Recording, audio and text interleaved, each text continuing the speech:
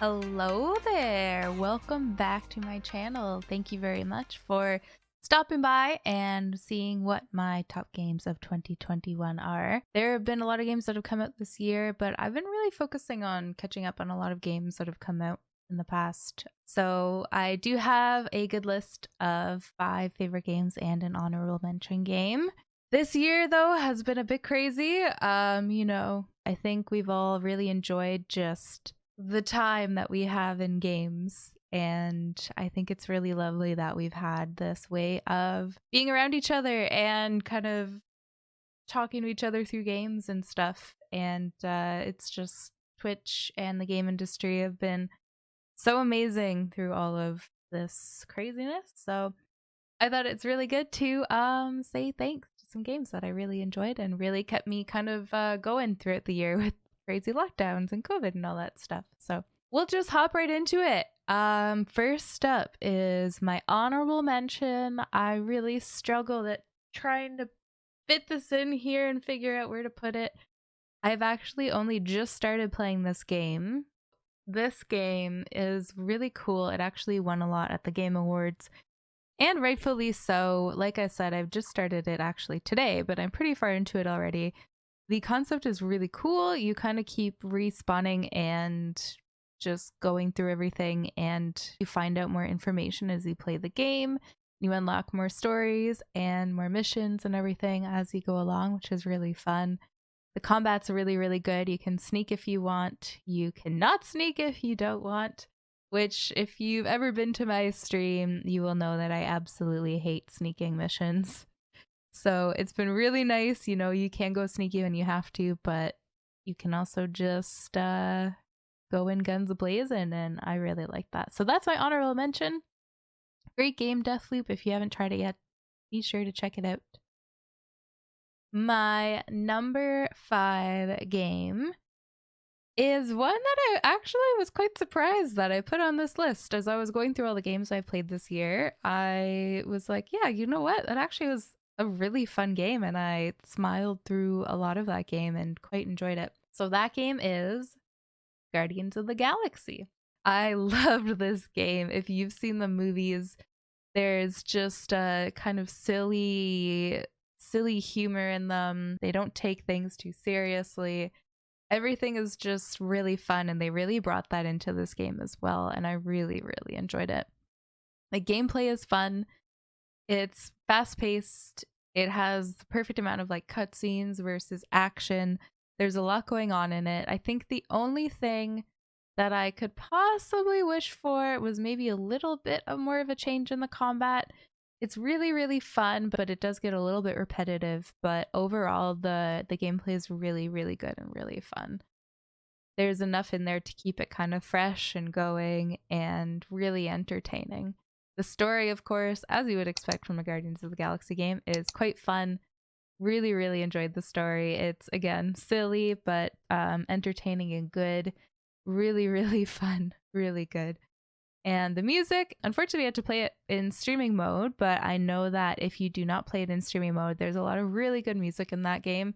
Even in streaming mode, it was quite nice. But I know there'd be a lot of cool rock and all that kind of Guardians of the Galaxy sort of stuff in it. So would recommend playing it with music, obviously, if you're not streaming it and just playing it yourself. Overall, Guardians of the Galaxy would highly recommend. Very, very, very fun. I really enjoyed it. My 4th game of 2021 goes to Death's Door. This is a cute little game. Basically, you're a little crow. It's kind of like, I hate how everyone does Souls-like. I kind of do it as a meme, but it's really just a good way to talk about it.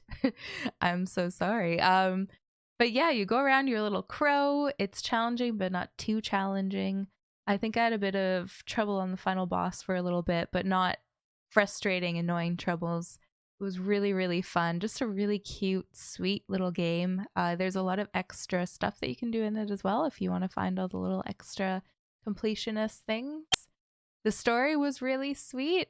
I don't want to spoil anything in case anyone's going to play it. But it was just a cute little game. thoroughly enjoyed it. Not too long, only took me like 13.4 hours according to Steam. So you can beat it fairly quickly. I always take things a bit longer as well because I'm streaming and I take a lot of bathroom and lunch breaks and everything.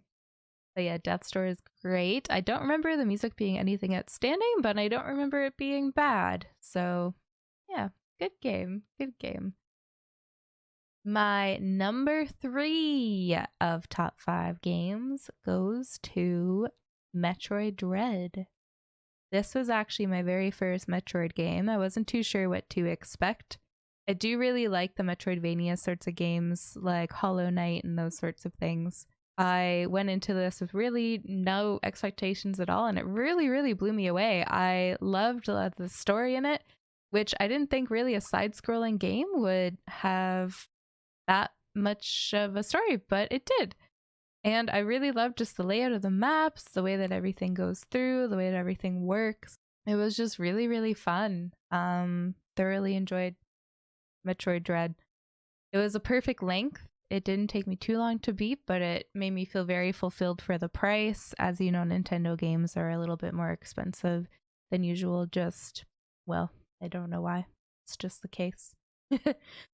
But overall, yeah, the gameplay was so satisfying. As with these games, you build on more abilities, more things that you can do throughout the game.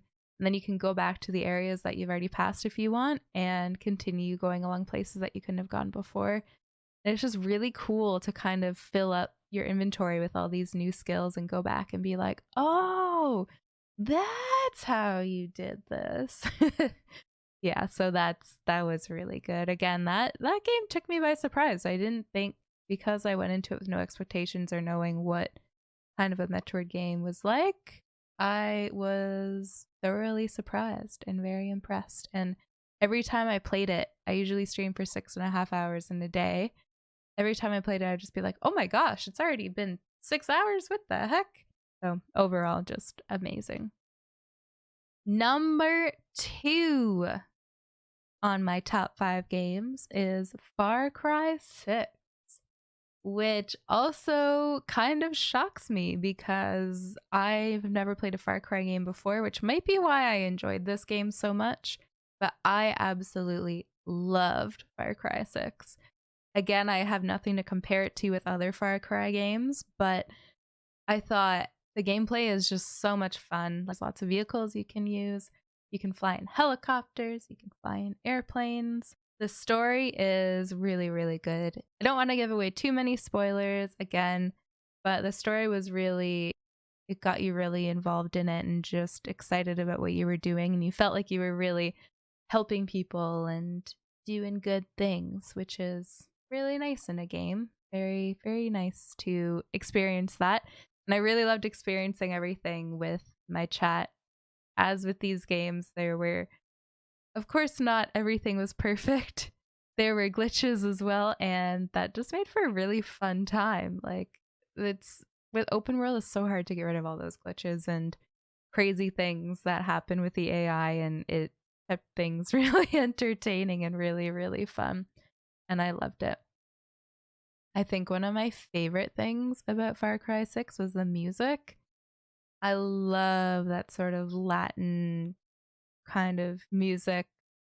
It was so good, and every single time I'd get on a car, I'd turn on the radio right away if it wasn't on. And if a car didn't have a radio, I'd be like, this car sucks, and I'd go for another car. The music was just banging. Every time we were in a car, I was just boogieing, and chat would start like doing dancing emotes, and it was just a lot of fun. So I highly recommend Far Cry 6. I think a lot of people slept on it a little bit because they were like, oh, just another Far Cry game. But it being my first, I loved it. It was a very first experience for me. And hopefully if you've played the other Far Cry games, you can also appreciate it and enjoy it because the story is really good. And there's just so much to do in it. And if you guys don't know, you can get a little wiener dog that has wheels. Can it get any better than that, honestly? It's adorable. And you can have different amigos, which is like, you can have a crocodile, an angry chicken, So yeah, it was just a really, really good time.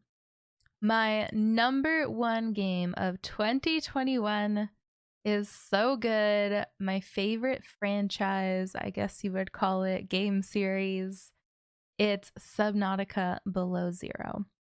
Technically, this game sort of came out a couple years ago, but it was not fully released and didn't have everything done for it. So it did officially finish up in 2021. And I am in love with this game. I don't replay games ever. I'm sure at some point I will replay Subnautica, both of them, because they are amazing. I do not like survival games. I really don't. I don't like needing to keep eating and drinking to keep myself alive. I don't love finding resources to make a house. Like, it's just very monotonous and time consuming and boring to me. But Subnautica somehow makes all of that just so much fun, and there's no other word for it. You can swim through the ocean, you can make a little like seaplane thing. You start out with nothing and you end up in the end with these huge bases of different things and things you found. And you can just look at it and be like, wow, I made all of this stuff.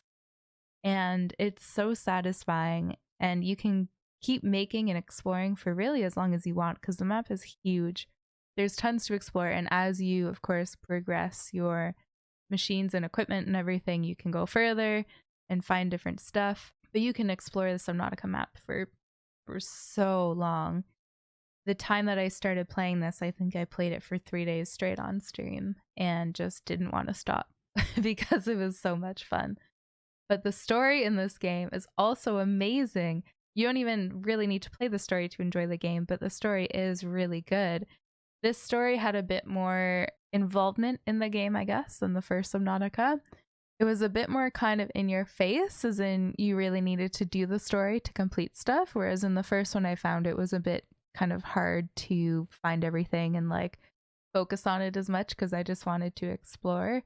But the story is really, really good. And again, I won't give any of it away because if you haven't played it yet, make sure you do. It is so good. Just in general, the graphics in this game, though, are so beautiful. I am a huge ocean lover. I love bright colors. And so Subnautica wraps that all together so nicely. You're swimming in the ocean. There's all these beautiful glowing fish. It's sometimes scary because you get scary fish that come up and start attacking you. So there's a bit of a, you need to be careful and safe bit about it as well. And it's just amazing.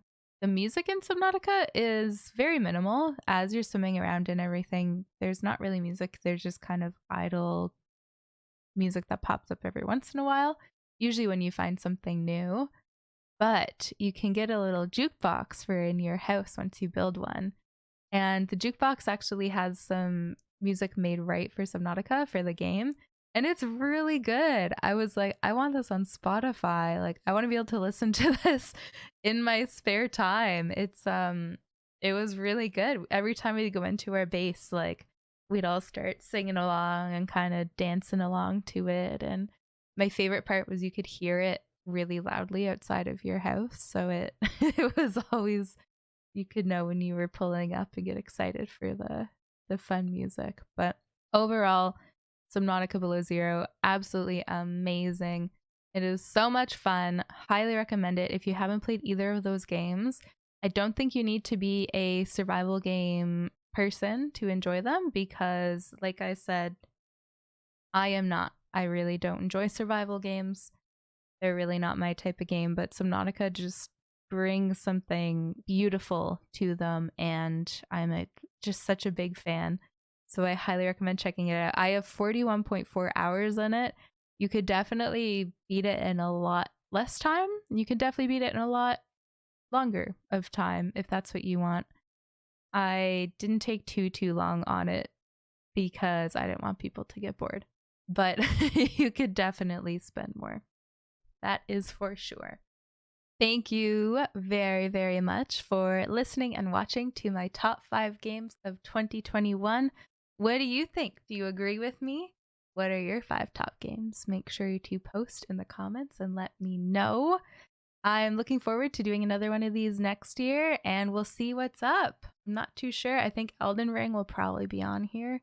We'll see what happens. Hopefully it's not a disappointment. We'll see how it goes. But yes, tell me, what are your top 5 games of 2021? I would love to know. If I haven't played any of them, I would love to play them and check them out. Thank you very much for watching. Don't forget to like and subscribe, and Happy New Year. Take care.